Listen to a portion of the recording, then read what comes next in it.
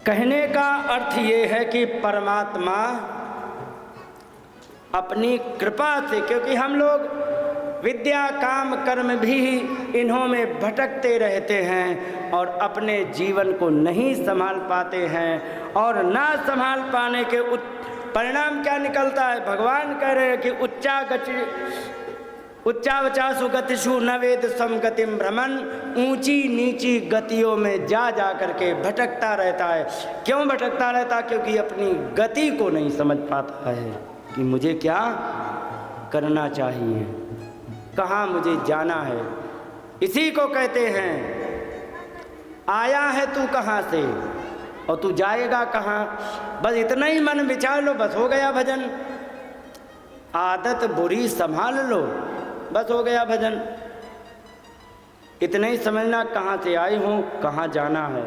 और ये जो भी व्यक्ति समझ लेगा तो कभी भी वो व्यक्ति चींटी को भी मारने की कोशिश नहीं करेगा, क्योंकि भले जीव छोटा है लेकिन आत्मा उतनी ही बड़ी है जितनी कि हमारे अंदर है। यहाँ पर इस प्रकार से इंसन चिंत्य भगवान महाकारुणिको हरिः दर्शयामास लोकम स्वं गोपानां तमसः परम। इस प्रकार के चिंतन करते हुए भगवान जो महाकारुणिक कहा, बड़े ही दयालु हैं, दर्शयामास लोकम स्वम, अपना ही लोक का दर्शन कराया। क्योंकि गोपानाम, उन गोपालों को जो है कैसा, कई तमसः परम।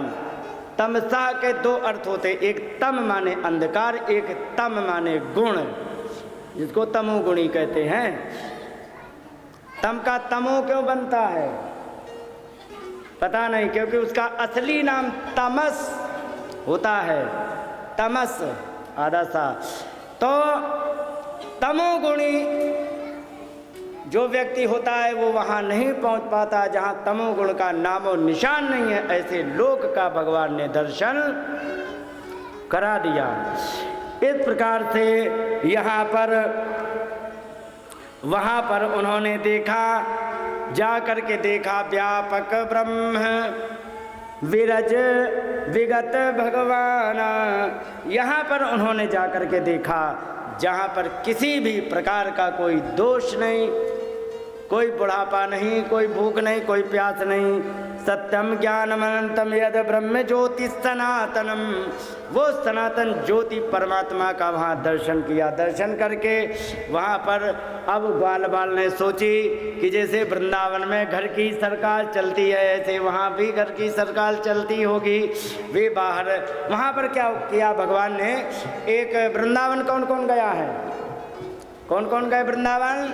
आप गई हो। सोने के खंभा वाला मंदिर देखा था, देखा है?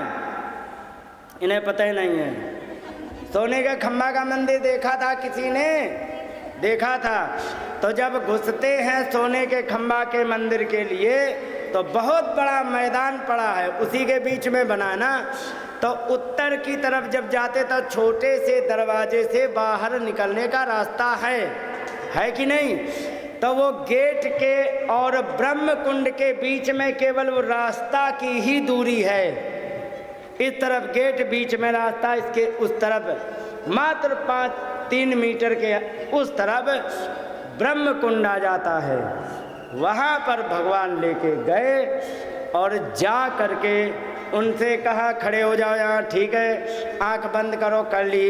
कहीं अब इसी में कूद पड़ो, सब कूद पड़े, क्योंकि उन्हें पता था जिन परमात्मा ने हमारी हर क्षण रक्षा की, ये गलत बोलेंगे नहीं, और सब विश्वास करके कूद पड़े। भगवान ने कहा खोलो आँख। आँख खोली तो सामने खड़े वैकुंठ में।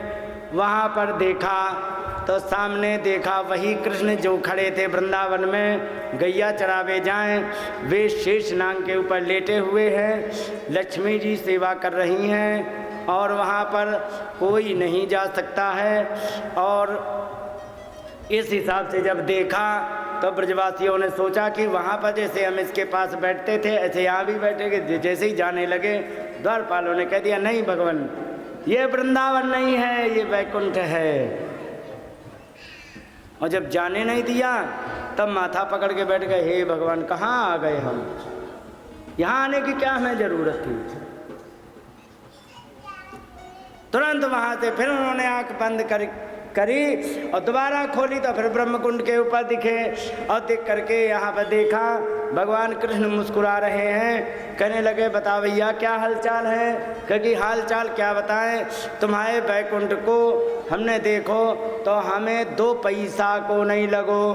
कहे क्यों, अरे वहाँ क्या फायदा, यहाँ पर हम साथ में रहते, वहाँ तो पास ही नहीं जाने देते।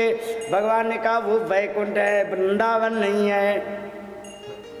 वहाँ के बाबा जी आज भी कहते हैं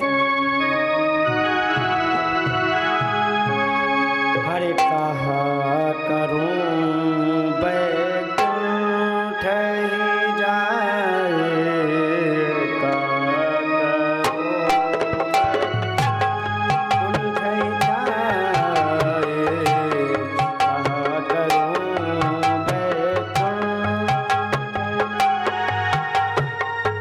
जहाँ नहीं नंद जहाँ ना यशोदा, जहाँ नहीं नंद जहाँ ना यशोदा, जहाँ नहीं गोपी ग्वाल नगाए, कहाँ करो बैकुंठ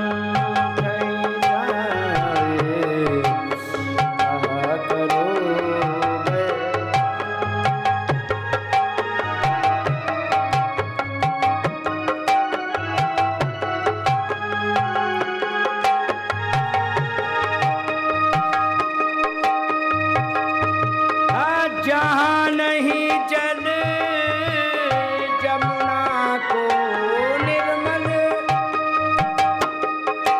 जहाँ नहीं जल जमुना को निर्मल, जहाँ नहीं और कदम बिछाए और नहीं कदम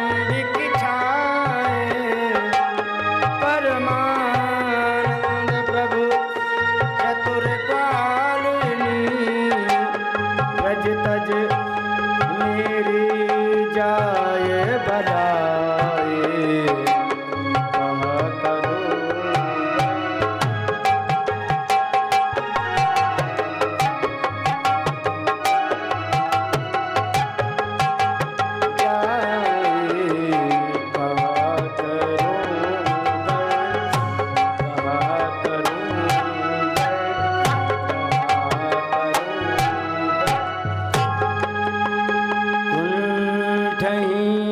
जाए।